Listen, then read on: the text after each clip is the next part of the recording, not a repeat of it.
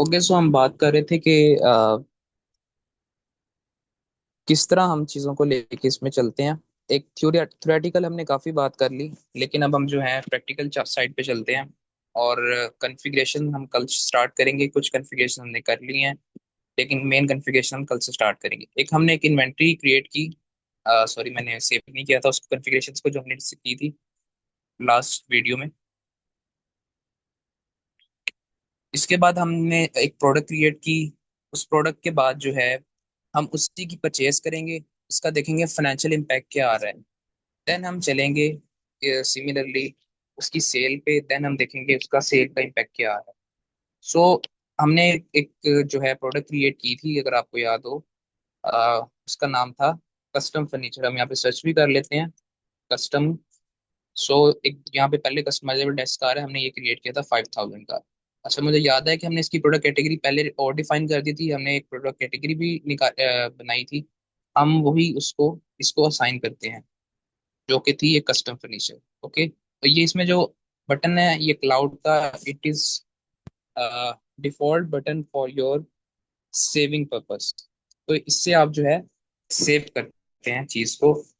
और ये जो सेटिंग्स का बटन है, इसके अंदर आप मुख्तलिफ काम कर सकते हैं।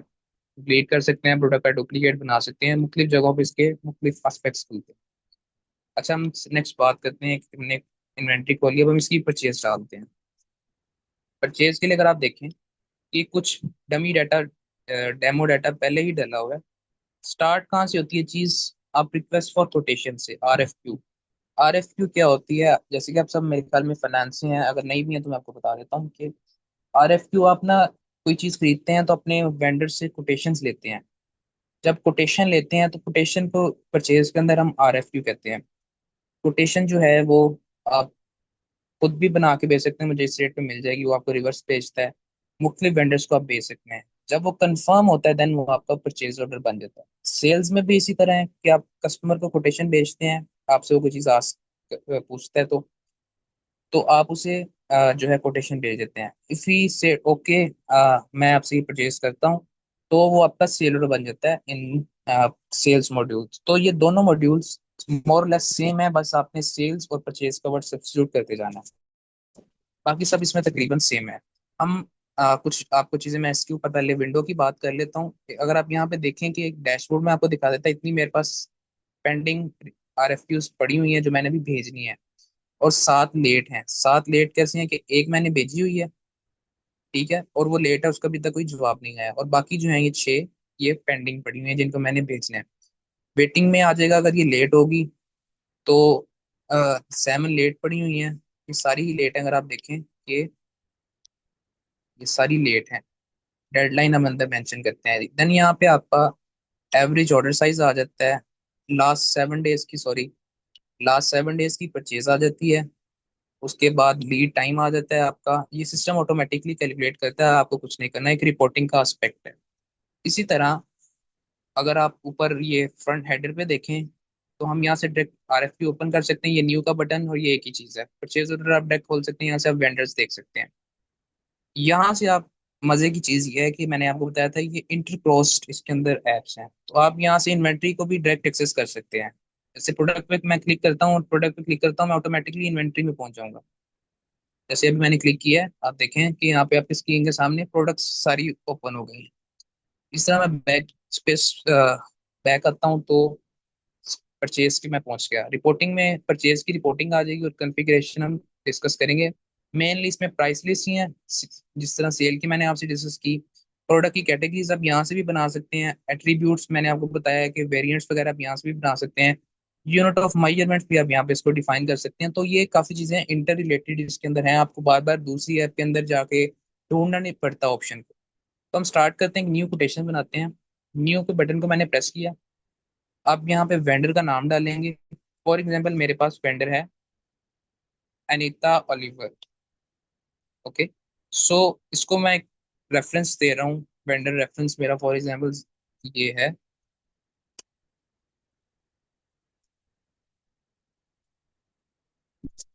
देन आप ऑर्डर की डेडलाइन देते हैं। ये सबसे इंपॉर्टेंट है कि इससे आपके लीड टाइम कैलकुलेट होता है। सो फॉर एग्जाम्पल कल का दिन है, आ जाएगा इसके अंदर आप सिमिलरली एक्सपेक्टेड देते हैं अराइवल। इससे आपका एक्चुअल और जो अ, आपने एक स्पेसिफाई किया था उससे फर्क से आपको पता चल जाता है कि कितना एफिशिएंट है मेरे साथ ये वेंडर। तो उसकी बेस पे भी आप वेंडर सिलेक्शन कर सकते हैं जब आपकी प्राइसेस सेम हो। तो फिर हमारे पास क्या, लीड टाइम जो है वो एक होता है कि लीड टाइम से हमें पता चलता है कि हम ज्यादा कौन सा हमारा वेंडर एफिशिएंट है या हम किसके साथ ज्यादा बेहतर काम कर सकते हैं। तो फॉर एग्जांपल इसको मैं 3 कर रहा हूँ, सेम डेट ही। ओके, सो अभी कह रहा है डाटा अवेलेबल नहीं है, उसका रीजन ये है कि हम ये पहला एक ऑर्डर बना रहे हैं इस बंदे के साथ। देन अगर आप ऊपर देखें, पहले इसके बाद में आते हैं, मोर और लेस स्क्रीन सेम है। अब मैं आपको यहाँ पे एक प्रोडक्ट ऐड करता हूँ। जैसे हमने कस्टम चेयर बनाई थी, ये देखें, ये आ गई, उसने डाटा ऑटोमेटिकली फेच कर लेना। यूनिट ऑफ मेजर मैंने वहाँ पे यूनिट ही दिया था, आप यहाँ से चेंज भी कर सकते हैं। यहाँ पे काफ़ी ज़्यादा अवेलेबल हैं आपके पास। अभी तो यहाँ पे यूनिट्स और डजन आ रहे हैं, लेकिन हम इसके अंदर देखेंगे कि लीटर्स और बहुत सारे इसमें आप यूनिट ऑफ मेजर डिफाइन कर सकते हैं। हम परचेज एक में कर रहे होते हैं, सेल एक में कर रहे होते हैं, वो भी हम सेकेंडरी फेज में देखेंगे। अभी मैं आपको एक डिफॉल्ट एंट्री करके दिखाता हूँ ताकि आप कल तक इसकी प्रैक्टिस कर सकें। ओके, सो अगर आप देखें कि चेयर आ गई, उसकी जो मैंने प्राइस डिफाइन की थी प्रोडक्ट बनाते हुए उसने ऑटोमेटिकली वही फेच कर ली। टैक्सेस आ गए, और ये टैक्स एक्सक्लूडिंग प्राइस है। यहाँ से आप फिल्टर्स में से फर्दर चीजें ऐड कर सकते हैं, क्योंकि आप डिस्काउंट की परसेंटेज देना चाहते हैं वो आ जाएगी। एनालिटिकल डिस्ट्रीब्यूशन, वो एनालिटिकल अकाउंटिंग से रेलिवेंट है, अभी मैं इसको आपके साथ डिस्कस नहीं कर रहा।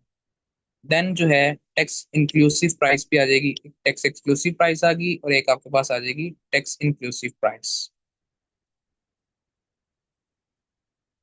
ओके, सो अगर मैं थोड़ा सा इसको ड्रैग डाउन करूं,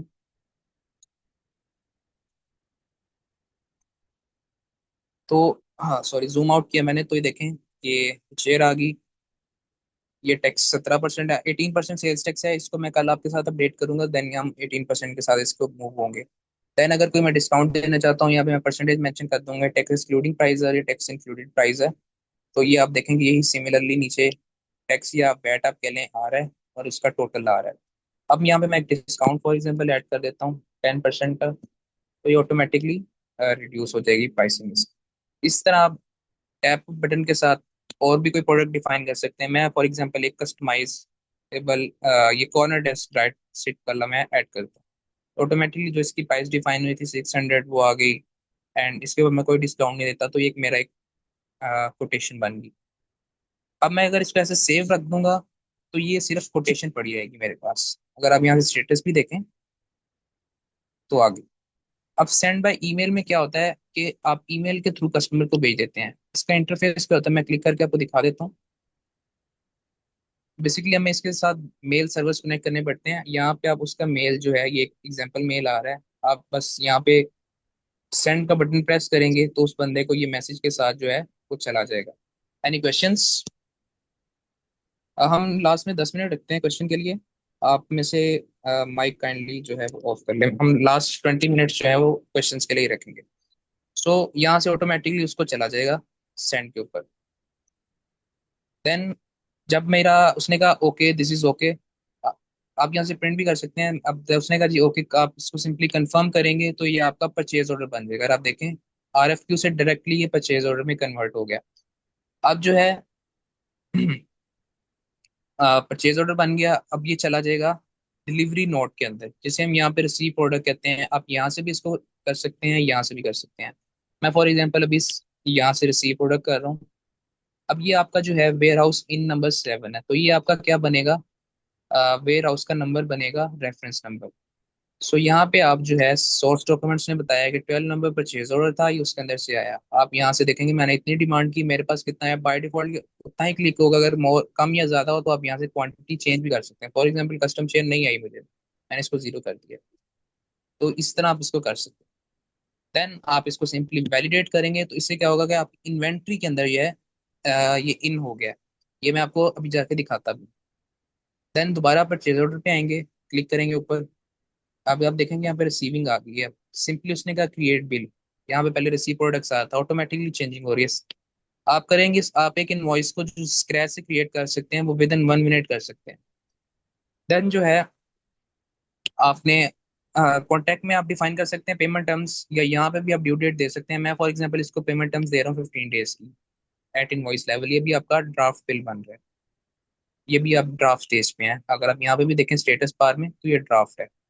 अच्छा जी, यहाँ पे आप बिल डेट दे देंगे, आज की बिल डेट मैं दे रहा हूँ और अकाउंटिंग डेट भी आज की मैं दे रहा हूँ। When we I will confirm it, तो ये मेरे पास, अगर आप देखें जनरल आइटम्स में, तो अभी ये परचेज के अंदर जाके पार्क हो रहा है। सेल्स टैक्स यहाँ पे आना चाहिए, रिसीवेबल अभी इसके हमने कॉन्फ़िगरेशन नहीं की हुई, तो मैं इसकी कॉन्फ़िगरेशन करके आपके साथ करूँगा। लेकिन एक जनरल एंट्री अगर आप देखें, हमने कुछ नहीं किया मैनुअली, हमने सिर्फ फ्रंट एंड पे काम किया। ये मैं सिर्फ आपको बैक एंड दिखा रहा हूँ कि उसने ऑटोमेटिकली क्रेडिट कर दिया उसको सप्लायर को, और ये उसने परचेजेस में ले गया। इस परचेज में क्यों ले गया, हमने अभी इन्वेंट्री वैल्यूएशन ऑन नहीं की। इन्वेंट्री वैल्यूएशन जब हम ऑन करेंगे तो ये इन्वेंट्री के अंदर ये जा रहा होगा। अच्छा जी, तो ये एक बेसिक ओवरव्यू था। अभी आप फाइनेंशियल इम्पैक्ट हम कल से डिस्कशन उसकी स्टार्ट करेंगे अकाउंटिंग की। लेकिन आज मैं आपको जो सिखाना चाह रहा हूँ ये है कि हम इनवॉइस कैसे बुक करते हैं, प्रोडक्ट कैसे क्रिएट करते हैं, ये चीज़। रजिस्टर पेमेंट क्या होती है कि फॉर एग्जांपल 15 दिन हो गए हैं और आप पेमेंट उससे ले रहे हैं, तो आप रजिस्टर पेमेंट पे क्लिक करेंगे। यहाँ से आप पेमेंट मेथड डिफाइन करेंगे, कौन सा पेमेंट में, कैश है, बैंक है, मल्टीपल बैंक्स भी हम इसके अंदर खोल सकते हैं। फॉर एग्जांपल ये मेरा बैंक में आया, यहाँ पे पेमेंट डेट यही थी। आप यहाँ पे इफेक्टिव डेट डाल देंगे जिसकी आपकी अकाउंटिंग स्टार्ट होगी। अगर चेक किया तो आप यहाँ पे चेक का रेफरेंस डाल देंगे। और अगर आप ये देखेंगे रेफरेंस नंबर जो हमने स्टार्ट में दिया था वही उठा रहा है, आप क्रिएट पेमेंट कर देंगे, तो ये आपका पेड का स्टेटस इसके अंदर चला गया। अब मैं आपको इसका फाइनेंशियल इम्पैक्ट भी दिखा देता हूँ जो कि हमें अकाउंटिंग से नजर आएगा। सिंपली ये 9 डॉट्स पे आप क्लिक करेंगे किसी और भी चीज जाने के लिए, then I will press on the accounting. अगर आप यहाँ पे देखेंगे, यहाँ पे बैंक कनेक्ट का बटन आ रहा है, तो हम इसके साथ बैंक्स को कनेक्ट कर सकते हैं। या पाकिस्तान में करंटली स्टैंडर्ड चार्टर्ड बैंक है जो कॉन्फ़िगर होता है इसके साथ। लेकिन अगर आप बाहर बात करें तो ऑलमोस्ट सारे बैंक जो हैं वो कॉन्फ़िगर हो जाते हैं इसके साथ ऑटोमेटिकली। लाइक क्विक बुक्स, अगर आप में से लोग काफ़ी लोग यूज़ करते हैं क्विक बुक्स को, तो वो जानते हैं कि बैंक फीड्स जो ऑटोमेटिकली कोई भी बैंक में ट्रांजेक्शन होती है वो यहाँ पे सिंक हो जाती है, लोड हो जाती है। अभी हमने एक पेमेंट की थी, ये देखें 4914 की, वो यहाँ पे माइनस में आ भी रही है। लेकिन फर्दर हम ये रिपोर्टिंग में मैं आपको दिखाता हूँ। ये हमारे पास रिपोर्ट्स हैं, इसमें standard partner ledger, invoice analysis, इसमें बजट्स भी हैं, मार्जिन्स भी हैं, और अदर थिंग्स भी हैं। अगर मैं आपको इसके अंदर ट्रायल जो है उससे दिखाना चाहूँ, तो जो है हम वहां से भी इसको देख सकते हैं। देन हमारे पास जीएल भी होता है इसका, आप कहीं से भी देख सकते हैं, बैलेंस शीट वगैरह से भी आप देख सकते हैं। मैं अभी आपको ट्रायल बैलेंस से दिखा देता हूँ। इसमें जो है अभी कम्युनिटी में करंटली प्रिंट का ऑप्शन है, मैं अभी थोड़ी देर तक आपको जो है वो इसका ऑप्शन इनेबल कर दूंगा। इसके अंदर आप रियल टाइम में जो है वो देख सकते हैं। अगर आपको स्क्रीन पे देख रहा हो कि इम्पैक्ट क्या आ रहे हैं, तो वो ये है कि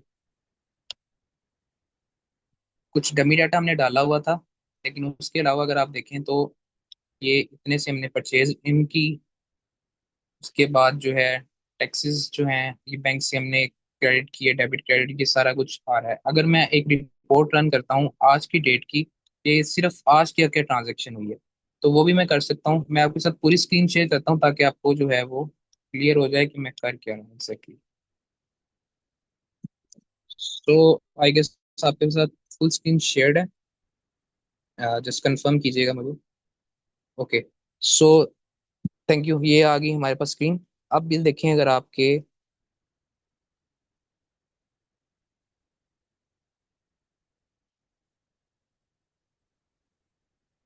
यहाँ से अगर मैं देख स्टार्ट डेट और एंड डेट दूं, तो आप फिर एक लिमिटेड टाइम का भी इसके अंदर से ले सकते हैं। मैंने चूंकि डेटाबेस 2 दिन पहले क्रिएट की थी, तो इसमें अभी का ही सारा डाटा आएगा मोस्ट प्रोबेबली। फिर भी हम इसको देख लेते हैं।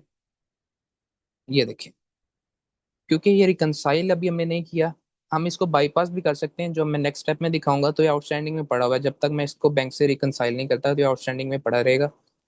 सप्लायर जो है, क्योंकि हमने पेमेंट कर दी थी तो डेबिट क्रेडिट होके जीरो हो गया।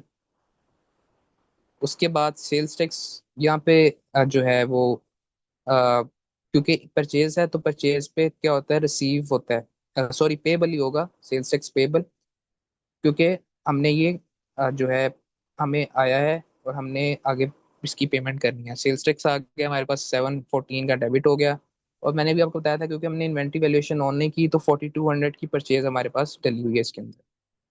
सो दिस इज अ ब्रीफ जो है रिपोर्टिंग इम्पैक्ट। आप इसको कोई भी एंट्री करें, आप उसकी ट्रांजैक्शन का इम्पैक्ट देखें ताकि आपके कॉन्सेप्ट क्लियर हो क्या चीज़ कहाँ पे मूव कर रही है। ये चार्ट ऑफ अकाउंट में कोडिंग उसने खुद ही दी हुई है, हम उसको भी कल डिस्कस करेंगे। आज मैं सिर्फ आपके साथ लेआउट एक फ्लो सिर्फ शेयर करना चाह रहा हूँ कि how things work basic in trading setup. Like inventory से अभी हम परचेज में चले गए हैं, सिमिलरली अभी हम इस आइटम को सेल भी करते हैं। सेम वही प्रोसीजर है, वही लेआउट है। अगर आप देखें कोटेशन सेंड, कुछ सेल ऑर्डर बने हुए हैं, कुछ कोटेशंस ड्राफ्ट में पड़ी हुई हैं, हम एक नई कोटेशन बनाते हैं। तो ये बिल्कुल अगर आप देखें तो स्कीम उसी तरह ही है। इसमें जो है मैं फॉर एग्जांपल इस बंदे को सेल कर रहा हूँ तो ऑटोमेटिकली जो मैंने कॉन्टैक्ट में डाटा डाला था उसने उठा लिया। पेमेंट टर्म्स यहाँ पे मैं पहले ही डिफाइन कर देता हूँ कि इस मंथ के एंड पे देना है, लेकिन मैं फॉर एग्जांपल 15 डेज ही कर रहा हूँ अभी। कोटेशन टेम्पलेट की मैंने आपसे बात की थी, इसको हम लेटर ऑन डिस्कस करेंगे। यहाँ पे अगर मैं बात करूँ आपके साथ कस्टम, जो हमने एक प्रोडक्ट क्रिएट किया हुआ है, कस्टम शेयर किया आ गया। मैं इसको, आपको याद हो मैंने वहाँ पे एक ऑप्शनल प्रोडक्ट डाला था जब मैं इसको डिफाइन कर रहा था प्रोडक्ट को, तो उसने ऑटोमेटिकली मुझे बता दिया कि इसके साथ ऑप्शनल प्रोडक्ट्स ही हैं। तो बेसिकली जो इसका मोस्ट यूजेज है ना वो रेस्टोरेंट इंडस्ट्री में, जैसे मैं आपको भी दिखाऊंगा, सॉसेज होती हैं अक्सर ऑप्शनल प्रोडक्ट्स के साथ आ जाती हैं, 3 to 4 सॉसेज आ जाती हैं, तो वो ऑटोमेटिकली पॉपअप हो जाता है दैट आपको ज़्यादा फ्लेक्सिबल हो, आप कस्टमर से पूछते हैं इसके साथ आपने कौन सा सॉस लेना है, या बन की टाइप आ जाती है कौन सा बन यूज करेंगे, ब्रेड की टाइप आ जाती है सिंपल गार्लिक ब्रेड, डेट्स इस तरह। तो यहाँ पे आप जो है कस्टम शेयर आ गई, अगर मैं इसको लेना चाहूँ तो मैं ऐड का बटन प्रेस कर दूंगा, और अगर मैं नहीं करना चाहता तो मैं माइनस कर दूंगा। और अगर ज्यादा करना चाहता हूँ तो यहाँ से 2 3 4 एक्सेट्रा मैं कर सकता हूँ। अभी मैं नहीं कर रहा, अभी मैं जस्ट 5000 की कंफर्म कर रहा हूँ। ये मेरी एक ऑप्शनल प्रोडक्ट है जो कि मैंने वहाँ पे इन्वेंट्री लेवल पे डिफाइन की थी, तो ये ऑटोमेटिकली उठा लिया। अब एक ही मैं यूनिट की सेल कर रहा हूँ, डिस्काउंट अभी मैं कोई नहीं दे रहा इस बंदे को। सो ये बेसिक इंटरफेस है, सिंपली आप इसको जब कंफर्म करेंगे कोटेशन से सेल्स ऑर्डर में चला गया। यहाँ पे आपके ना लॉग्स मेंटेन होते रहते हैं, अगर आप कोई भी चेंज करते हैं ना तो ऑटोमेटिकली यहाँ पे पता चल जाता है। जैसे अगर फॉर एग्जांपल मैं इसकी प्राइस जो है ना 5500 कर देता हूँ और मैं इसको सेव का बटन प्रेस करता हूँ, तो आप देखेंगे यहाँ पे उसने ऑटोमेटिकली बता दिया कि इस बंदे ने जो है 5500 से 6435 पे बंदा चला गया। तो ये टैक्स का इम्पैक्ट ऑटोमेटिकली आ रहा है। आप टैक्स को कैंसिल भी कर सकते हैं, या अगर कोई और टैक्स लगता है फॉर एग्जांपल ये एक सर्विस है, अगर हम बात करें ना तो इस्लामाबाद पंजाब में सर्विस टैक्स है 16%, फॉर एग्जांपल ये सर्विस टैक्स है। तो उसने चार्ट ऑफ अकाउंट पाकिस्तान का उठाया हुआ था, उसने टैक्स भी उठा लिया। अगर मैं इसको सेव करता हूँ तो यहाँ पे लॉग्स में भी आ जाएगा, क्योंकि अमाउंट जो है वो चेंज हुई है। और यहाँ पे अगर आप देखें कि टैक्स भी चेंज हुआ है। जब टैक्स चेंज हुआ है तो मार्जिन एनालिसिस में अगर आप देखें कि हमारे पास मार्जिन भी आ रहा है, कॉस्ट हमने 4000 की डाली हुई थी, अब हम 5500 डाल रहे हैं, तो 34% हमारे पास जो है वो इसके अंदर मार्जिन आ रहा है। अब अगर आप देखेंगे इसकी थोड़ी सी विंडो चेंज होगी ऑटोमेटिकली, वो बता रहा है कि आपने एक क्वांटिटी सेल ऑर्डर में डाली है लेकिन आपने अभी तक इसकी डिलीवरी नहीं की। और ये ग्राफ हमें शो करता है कि स्टॉक में हमारे चीज है, अगर ये रेड हो तो इसका मतलब है कि चीज हमारे स्टॉक में मौजूद नहीं है। इसी तरह आगे है कि इनवॉइस आपने इस चीज की कर दी है ये नहीं की। सो ये चीजें हैं। अब उसी तरह अगर आप देखें तो ये डिलीवरी के बटन को मैं प्रेस करूंगा, सेम लाइक परचेज आप वैलिडेट करेंगे, और वो मुझे बता रहा है कि आपने एसएमएस के थ्रू जो है अपने कस्टमर को वो करना है इंटीमेट या नहीं करना। सो अभी मैं इसको कंफर्म कर रहा हूँ, ऑल दो के अभी मेरे साथ इसके साथ जो है वो एसएमएस जो है वो सिम जो है वो इसका कन्फिगर नहीं है। वापस मैं सेल के ऊपर क्लिक करूंगा, देन क्रिएट इनवॉइस। अब वो पूछ रहा है कि कोई डाउन पेमेंट तो नहीं आई, हम एक और इनवॉइस इसके साथ क्रिएट करते हैं इसके बाद, देन फिर हम कंक्लूड करते हैं चीज़ों को। अभी मैं रेगुलर इनवॉइस कर रहा हूँ, फुल इनवॉइस, कोई मुझे भी कोई डाउन पेमेंट यानी एडवांस नहीं आया। तो यहाँ पे मैं आज का बिल डेट दे देता हूँ, इट इज सेम, और मैं इसको कंफर्म कर देता हूँ। अगर आप देखें तो जनरल एंट्रीज भी यहाँ पे आ रही हैं।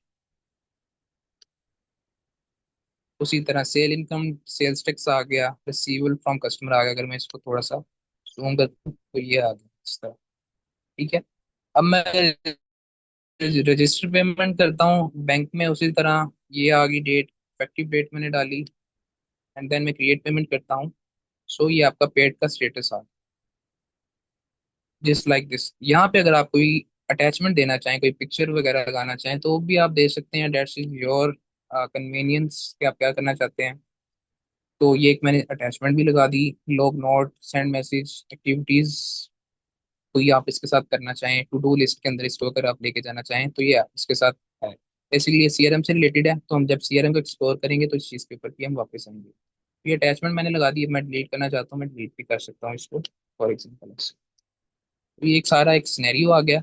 हाँ, इसका एक क्वेश्चन है कि प्रिंट कैसे लें, तो ये सिंपली आप प्रिंट विदाउट पेमेंट भी कर सकते हैं और फुल पेमेंट मल्टीपल कॉपीज के साथ भी कर सकते हैं। तो मैं सिंपली एक इनवॉइस को यहाँ से प्रिंट करता हूँ तो मेरे सिस्टम में सेव हो जाएगी, आप आगे कस्टमर को सेंड कर सकते हैं। अब ये देखें, अब इसकी मैंने इनवॉइस की सेटिंग नहीं की, लेकिन मेन जो स्टैंडर्ड है यहाँ पे वो आ जाएगा। देन ये उसका, इसके अंदर बॉर्डर्स वगैरह अटैच हो जाते हैं। We will do it. जो हमने टैक्स लगाया है उसने बता दिया कि सर्विस टैक्स ऑफ पंजाब 16% है। ऑल दो के सर्विस पे होता है, हमने गुड्स पे लगाया, लेकिन just for the sake of demo यहाँ पे आपको बता देता है कि पे अमाउंट कितनी है और आपके पास ड्यू कितनी रह गई है। तो हमारे पास ड्यू कोई नहीं है। अब हम एक नेक्स्ट इनवॉइस रेज करते हैं जिसके अंदर हम कुछ ड्यू एडवांस सॉरी डालते हैं, और उसका मैं आपको इम्पैक्ट दिखाता हूँ कि क्या। लाइक मैं प्रेस कर रही हूँ, इसमें मैं यहाँ से फॉर एग्जांपल ये वाला मैंने कस्टमर सेलेक्ट किया। अब मैंने आपको एक बात की थी कि तो मेरे इन्वेंट्री में चीज़ होगी तो ग्राफ जो है वो दिखा देगा मुझे कि पड़ी हुई है या नहीं। अब आप देखेंगे हमने एक ही परचेज डाली थी तो ऑटोमेटिकली वो बता रहा है कि ये चीज़ आपके स्टॉक में नहीं मौजूद। आप इसको सेल मत करें या आप इसको खरीदें। लेकिन हमें ये भी सिमिलरली अलाउ ये करता है कि आप नेगेटिव में क्वांटिटी सेल कर लें या परचेज बाद में आप ऐड कर लें। स्टैंडर्ड मार्जिन हमने हमारे पास ये आ रहा है 1400 का, 28% का। तो ये एक एनालिसिस है, यहाँ पे आप कुछ भी डाल सकते हैं।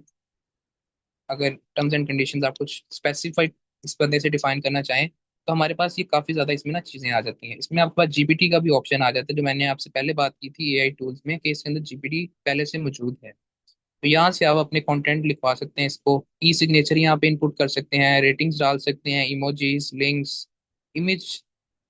आप यहाँ पे कोई लिंक्स भी ऐड कर सकते हैं, एक्स वाई जी कॉलम्स आप ऐड करना चाहें तो इसमें काफ़ी ऑप्शंस अवेलेबल हैं। तो आप ये कर सकते हैं। फॉर एग्जांपल जब आप कोई चेकलिस्ट ऐड करना चाहें, मैं फॉर एग्जांपल ये ए, ये बी, ये सी, जैसे मैं इसको टिक हो रहा है, अनचेक कर सकता हूँ। इसको मैं चेक कर रहा हूँ, इसको भी मैं चेक कर रहा हूँ, और इसको भी फिलहाल मैं अनचेक कर देता हूँ। इस तरह ये आपके पास इंटरनल रेफरेंस के तौर पे एक आपके पास चीज़ आ जाती है। मल्टीपल यूज केस हो सकते हैं, ये आपने अपने तौर पे डिफाइन करना है कि आप क्या यूज करना चाह रहे हैं इसको। यहाँ पे पेमेंट टर्म्स अगर आप यहाँ पे नहीं देना चाहते तो कोई मसला नहीं है, हम सिंपली इसको भी कंफर्म करते हैं। जब मैंने कंफर्म किया है तो वो मुझे कह रहा है रेड में ही है। और डिलीवरी में मैं जब जाता हूँ, अगर आप देखें तो वैलिडेट नहीं करने दे रहा, वो कह रहा है कि अवेलेबिलिटी की चेक करें, ये अवेलेबल नहीं है प्रोडक्ट। अब मैं फोर्सफुली इसको सेल करना चाह रहा हूँ तो यहाँ पे देखें, यहाँ पे डिफॉल्ट पहले आता है 1। हाँ, जो क्वांटिटी हो, लेकिन क्वांटिटी नहीं है। मैं फॉर एग्जांपल इसको कह रहा हूँ कि मेरे पास पड़ी हुई है, मैं बाद में फॉर एग्जांपल इसको परचेज कर लूंगा। तो आप यहाँ पे मैनुअली फिर आपको डालना पड़ेगा जो भी क्वांटिटी होगी। 4 होगी तो यहाँ पे आप 4 ही अपने वेयर हाउस से आउट कर रहे हैं, तो आप यहाँ पे 4 ऐड करेंगे। देन हम सिंपली इसको वैलिडेट करेंगे। वैलिडेट हो गया, उसके बाद आप इसकी ये ऊपर सेल्स ऑर्डर पे क्लिक करेंगे। सिमिलरली परचेज में परचेज पे क्रिएट करेंगे, क्रिएट इनवॉइस करेंगे। हाँ, इसमें एक और यूज केस हो सकता है कि मैंने इसको सेल तो कर दिया है, लेकिन क्योंकि मुझे एडवांस दे रहा था तो मैंने सिस्टम को कहा कि मैं इससे एडवांस ले रहा हूँ, बाद में मैं जिसको जो है ना वो सिस्टम में एंटर कर लूंगा परचेज, और फिर मैं इसमें सेल्स डाल दूंगा। अगर आप देखें तो इसमें मैंने डाउन पेमेंट क्लिक किया है। आप परसेंटेज में भी ले सकते हैं और फिक्स अमाउंट भी ले सकते हैं। सो परसेंटेज में मैं भी डालता हूँ, फॉर एग्जाम्पल मैंने इसे 30% एडवांस लिया है। ओके। सो अब मैं इसको क्रिएट ड्राफ्ट इनवॉइस कर देता हूँ। तो आप देखेंगे डाउन पेमेंट उसने ऑटोमेटिकली अकाउंट उठा लिया कि 30% की डाउन पेमेंट ली है। उस पर टैक्सेस भी ऑटोमेटिकली उतने ही उठाएगा, 30% के ऊपर जितने बनते हैं 17% के हिसाब से। और यहाँ पे अगर आप इसे ड्यू डेट देना चाहें, पेमेंट टर्म्स दे सकते हैं, वरना डिफॉल्ट ये आज की इमीडिएट पेमेंट होती है। अब मैं इसको फॉर एग्जांपल मैंने एडवांस लिया था और मैं ऐसे कह रहा हूँ आप मुझे से ना 30 डेज का क्रेडिट पीरियड कर लो। मैं कंफर्म किया और मुझे इसकी भी पेमेंट को सिस्टम में इन करना होगा, तो मैं रजिस्टर पेमेंट कर रहा हूँ। अब फॉर एग्जांपल मैं इसको कैश में ले, मैं क्रिएट पेमेंट कर रहा हूँ, कह रहा है इफेक्टिव डेट दें। इफेक्टिव डेट देना क्यों जरूरी है? ये चेक्स के केस में होता है, लेकिन मैं इसको अभी फॉर एग्जांपल अभी हम इसको नहीं छेड़े। पोस्ट डेटेड चेक के लिए होता है कि इफेक्टिव डेट क्या होगी, आप चेक पहले ले लेते हैं बाद में करते हैं। मैं क्रिएट पेमेंट कर रहा हूँ तो ये पेड हो गया। अच्छा, अब इसमें मजेदार सिनेरियो अगर आप सेकंड देखें, तो जब मैं सेल ऑर्डर पे वापस गया, या मैं आपको मेन स्क्रीन से दिखाता हूँ, हमने ये वाला ऑर्डर क्रिएट किया था। अब ये फुली इनवॉइस नहीं हुआ, तो इस वजह से ये ब्लूइश है। जो फुली इनवॉइस हो जाए वो ब्लैकिश में चला जाता है। अच्छा जी। इसको मैंने ओपन किया, इसमें अगर आप देखें तो रेफरेंस नंबर ये है। वो मुझे बता रहा है कि 5,000 की आपने जो है वो उसको बंदे को सेल की थी, कितनी आपने अभी तक डाउन पेमेंट ले ली है? 1,500। अब मैं एक और इससे डाउन पेमेंट लेता हूँ। फॉर एग्जाम्पल मैं एक और क्रिएट इनवॉइस करता हूँ, और अब मैं जो है वो मुझे पहले ही बता रहा है कि ऑलरेडी आपने इतने पैसे इस बंदे से ले लिए हैं, इतने आपके रहते हैं रिमेनिंग। अब मैं फिक्स अमाउंट में इसे ले रहा हूँ, पहले मैंने परसेंटेज में ली थी, अब इसमें मैं फिक्स में ले रहा हूँ। फॉर एग्जाम्पल मैं इसे 2,095 ले रहा हूँ, ताकि मेरा सॉरी 2,000 जो है वो रह जाए। एक और ड्राफ्ट इनवॉइस क्रिएट करता हूँ, कंफर्म करता हूँ। ठीक है, अभी मैं इसकी पेमेंट नहीं रजिस्टर कर रहा, ये ओपन पड़ा हुआ है। फॉर एग्जाम्पल ये ओपन पड़ा हुआ है, तो ये ऑटोमेटिकली ड्यू डेट से मुझे दिखा देगा कि आपके पैसे रजिस्टर करने वाले रहते हैं। या अभी कर देता हूँ, ये सेकंड एडवांस हो जाएगा, तो उसके ऊपर हम अभी नहीं चलते। क्रिएटिव इनवॉइस करेंगे आप, ये पेड में चलाएंगे। अब हम वापस आते हैं दोबारा सेल्स ऑर्डर के ऊपर। अब आप देखेंगे हमारी दूसरी डाउन पेमेंट भी यहाँ पे आ गई है, उसकी डेट भी आ गई है। सॉरी, ये आ गई, ये डेट भी आ गई। और अब यहाँ पे अगर आप लॉग्स देखें तो लॉग्स ऑटोमेटिकली मेंटेन होते जा रहे हैं। अब मैं दोबारा इनवॉइस क्रिएट कर रहा हूँ, और मैं यहाँ पे उसे रेगुलर इनवॉइस में लेके जा रहा हूँ। इससे क्या होगा कि मैं कंप्लीट पैसे जो है यानी अब रिसीव करने लगा। अगर आप देखें तो यहाँ पे 5,000 में से उसने दो नेगेटिव की एंट्रीज खुद ही डाल दी, और 2,000 उसने कहा है कि आपका जो है ना, इस बंदे की तरफ ड्यू है।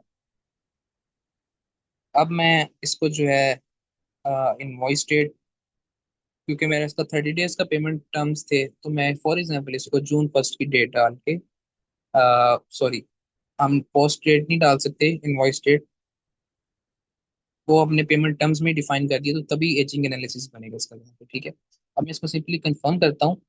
जब मैं कंफर्म करता हूँ और जब मैं रजिस्टर पेमेंट में अब जाता हूँ, तो वो मेरे साथ सिर्फ 2,000 की पेमेंट करेगी। अगर आप ये देखें, मैंने बैंक में लिया, इफेक्टिव डेट आप डालें, then you will create payment, और आपका ये ऑर्डर क्लोज हो गया। अभी मैं इसका ट्रायल बैलेंस आपको दिखाता हूँ। उस सॉरी, पहले मैं आपको इनवॉइस डाउनलोड करके दिखाता हूँ, जिसके अंदर हमें सारी इसकी हिस्ट्री मिलेगी कि हमने कैसे कैसे पैसे लिए, देन उसकी ड्यू क्या है, एक्सेट्रा। ये इनवॉइस बस डाउनलोड हो गई है।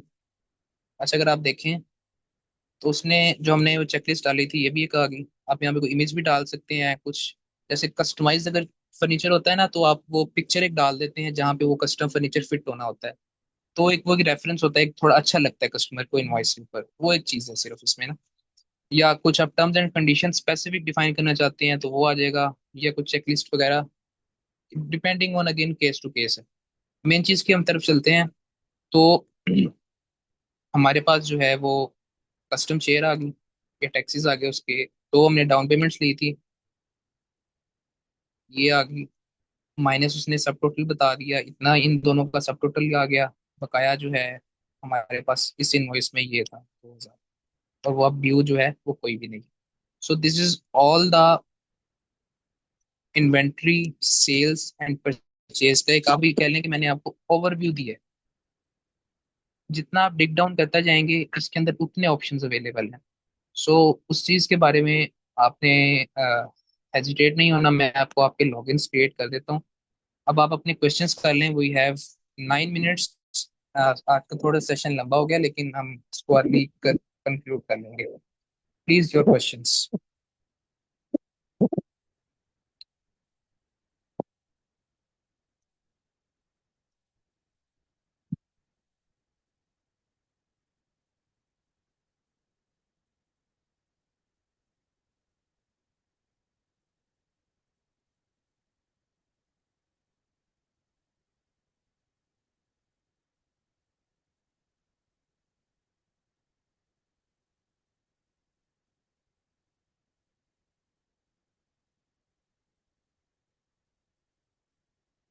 जी, इसमें अवेलेबल है।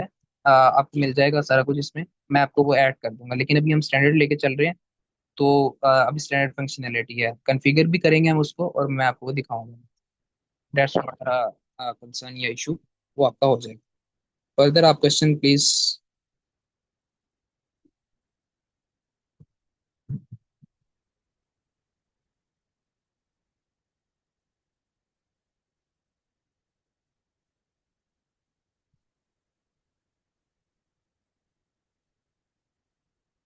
ओके, सो इसके अंदर क्रेडिट नोट्स के भी ऑप्शन अवेलेबल हैं। यानी अगर आपको कस्टमर ने क्रेडिट इनवॉइस सेल रिटर्न करनी है, तो वो हम सेकंड पेज में देखेंगे इसको। तो वो भी इसके अंदर अवेलेबल है।